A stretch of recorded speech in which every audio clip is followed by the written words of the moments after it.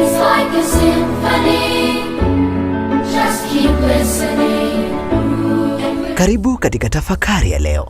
Jogoo ni kiumbe mdogo lakini mwenye ujumbe mkubwa ndani yake. Kila alfajiri anapowika,